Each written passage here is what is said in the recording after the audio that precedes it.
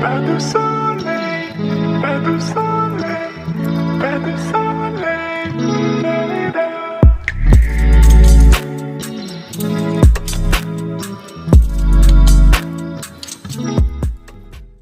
इस वीडियो के लिए इंस्टाग्राम पे मेरे बहुत सारे फॉलोअर्स काफ़ी टाइम से रिक्वेस्ट कर रहे थे। तो इस वीडियो में हम बात करेंगे रियलिस्टिक हेयर ड्राइंग के बारे में कि कैसे हम हेयर ड्राइंग को इम्प्रूव कर सकते हैं और कैसे उसको और भी ज़्यादा रियलिस्टिक बना सकते हैं। वीडियो बहुत ज़्यादा लंबी ना हो जाए इसीलिए मैं बहुत ज़्यादा रियलिस्टिक तो ड्रॉ नहीं कर पाऊँगा, बिकॉज आप सब जानते हो कि ज़्यादा रियलिस्टिक ड्रॉ करने के लिए ज़्यादा टाइम स्पेंड करना पड़ता है। बट मैं रियलिस्टिक हेयर ड्राइंग के लिए जो भी इम्पॉर्टेंट और बेसिक पॉइंट्स हैं उनको इस वीडियो में बिल्कुल आसान तरीके से एक्सप्लेन कर दूंगा। तो ये वीडियो स्पेशली बिगिनर्स के लिए कि कैसे आप हेयर ड्राइंग को इम्प्रूव कर सकते हैं। मेरे हिसाब से रियलिस्टिक हेयर ड्राइंग के लिए जो मोस्ट इम्पॉर्टेंट कुछ पॉइंट्स हैं, सबसे पहले मैं आपको उनके बारे में एक्सप्लेन कर देता हूँ, देन मैं साथ साथ ड्रॉ करके आपको उनके बारे में समझाता रहूँगा। तो सबसे पहला पॉइंट है एक्यूरेट आउटलाइंस। ज़्यादातर बिगिनर्स यही गलती करते हैं कि वो आउटलाइन ड्रॉ करते टाइम हेयर की डायरेक्शन वगैरह पे ज़्यादा ध्यान नहीं देते, वो रेफरेंस पिक को अच्छे से ऑब्ज़र्व ही नहीं करते। तो सबसे पहले आपको इसी बात का ध्यान रखना है कि आपको रेफरेंस पिक को सही से ऑब्ज़र्व करना है, हेयर की डायरेक्शन को समझ के आउटलाइंस को ड्रॉ करना है, बिकॉज हेयर हमेशा स्टार्टिंग से लेके एंड तक एक ही डायरेक्शन में नहीं होते। दूसरा पॉइंट है डेप्थ। इस बात का आपको शेडिंग के टाइम पे ध्यान रखना होगा।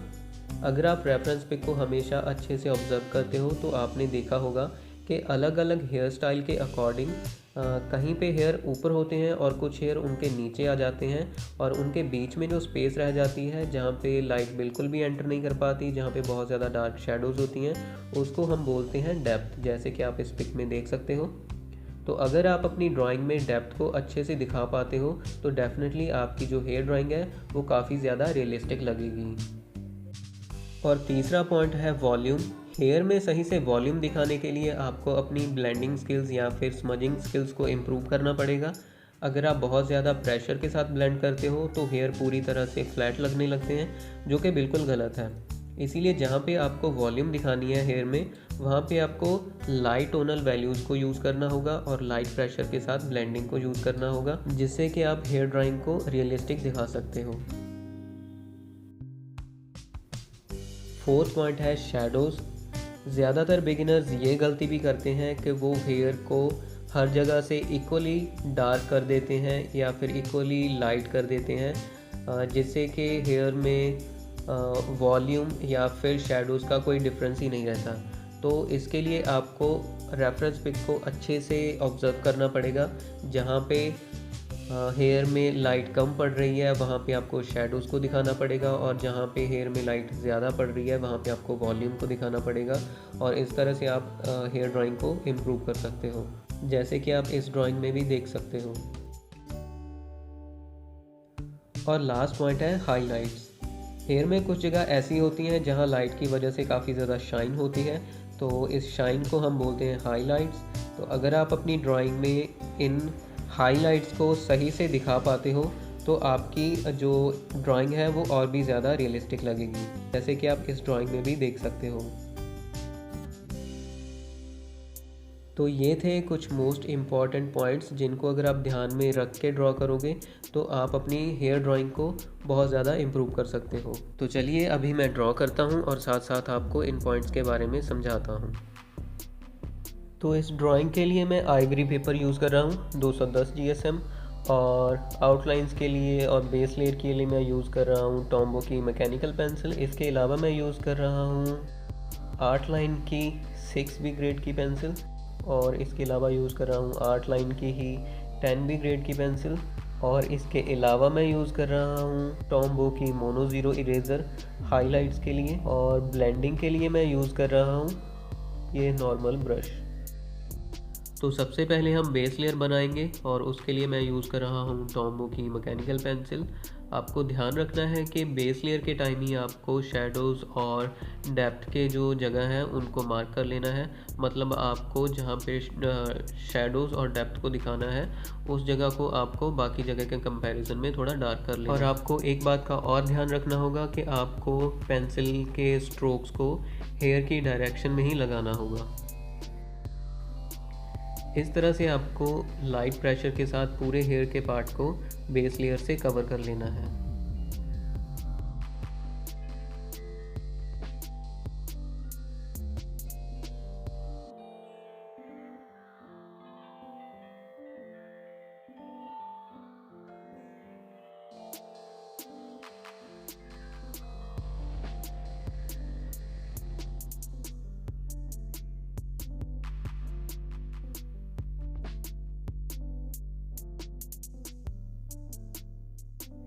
पेंसिल के साथ फर्स्ट लेयर बनाने के बाद अभी मैं इसको ब्रश से ब्लेंड करूँगा बिल्कुल हल्के प्रेशर के साथ, बिकॉज़ अगर आप पहली लेयर को ही बहुत ज़्यादा प्रेशर के साथ ब्लेंड करते हो तो आप इसके बाद इस पर ज़्यादा लेयर्स नहीं बना पाओगे। तो इसीलिए आपको ध्यान रखना है कि आपको बिल्कुल लाइट प्रेशर के साथ इसको ब्लेंड करना होगा।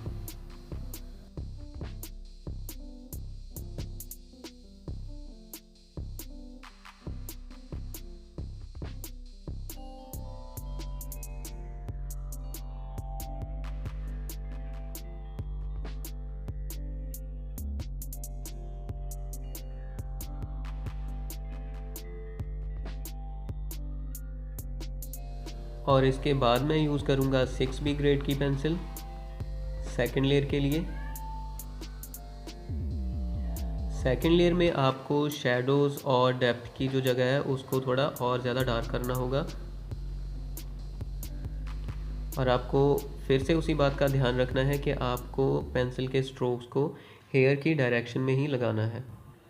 और आपको हर लेयर को बिल्कुल पेशेंस के साथ बनाना होगा। अगर आप ज़्यादा जल्दी करोगे तो आपको वैसा रिज़ल्ट नहीं मिलेगा जैसा आप एक्सपेक्ट कर रहे हो। और इस तरह से सेकंड लेयर में हम शेडोज़ और डेप्थ के जो एरियाज़ हैं उनको थोड़ा डार्क कर देंगे और जहाँ पे आपको वॉल्यूम को दिखाना है उन एरियाज़ को थोड़ा लाइट छोड़ देंगे। और सेकंड लेयर को भी मैं ब्रश के साथ हल्के प्रेशर के साथ ही ब्लेंड करूँगा, क्योंकि अभी हमें इस पर एक और लेयर को बनाना है। बट उससे पहले मैं टॉम्बो मोनो ज़ीरो इरेज़र की हेल्प से हेयर पे थोड़ी हाइलाइट्स ड्रॉ करूँगा, मतलब थोड़ा इरेज करूँगा जहाँ पे मुझे हाइलाइट्स को दिखाना है। आपको इस बात का ध्यान रखना है कि हाइलाइट्स को भी आपको हेयर की डायरेक्शन में ही दिखाना होगा।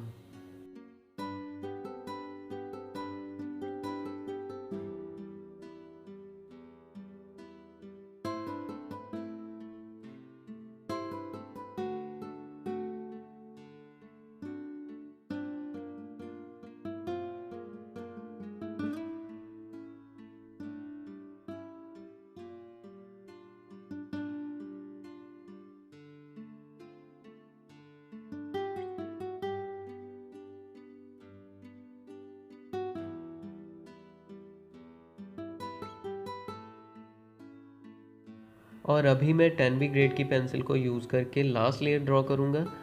इस लेयर में हम शेडोज़ और डेप्थ की जगह को और भी ज़्यादा डार्क बनाएंगे और भी ज़्यादा डार्क शेडोज़ ड्रॉ करेंगे। और इस बार भी आपको उसी बात का ध्यान रखना है कि आपको पेंसिल के स्ट्रोक्स को हेयर की डायरेक्शन में ही लगाना है। और इस लेयर को भी मैं ब्रश के साथ बिल्कुल लाइट प्रेशर के साथ ब्लेंड करूँगा। और लास्ट में हम टॉम्बो मोनो ज़ीरो इरेज़र की हेल्प से हाइलाइट्स को थोड़ा और हाईलाइट कर सकते हैं और मैकेनिकल पेंसिल की हेल्प से हम इधर उधर थोड़े फाइन हेयर ड्रॉ कर सकते हैं हेयर को थोड़ा और रियलिस्टिक दिखाने के लिए, जैसे कि आप देख सकते हैं।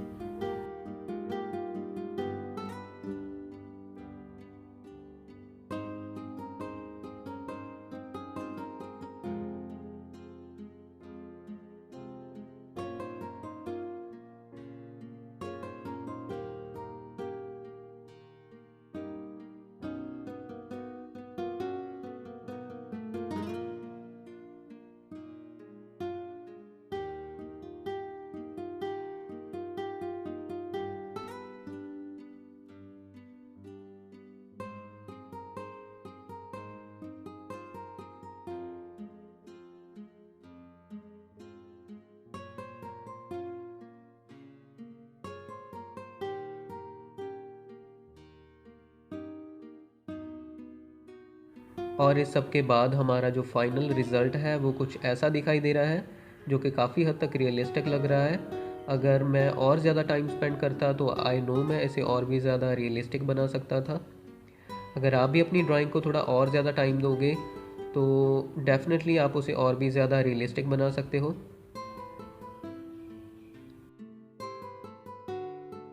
तो आई होप आपको इस वीडियो से हेल्प मिली होगी। अगर आप भी इन बातों को ध्यान में रख के हेयर ड्रॉ करते हो तो आप पक्का इम्प्रूव करोगे और आप पहले से ज़्यादा रियलिस्टिक हेयर ड्रॉ कर पाओगे।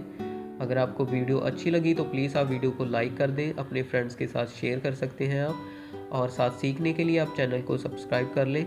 मिलते हैं अगली किसी वीडियो में, तब तक के लिए कीप ट्राइंग कीप लर्निंग।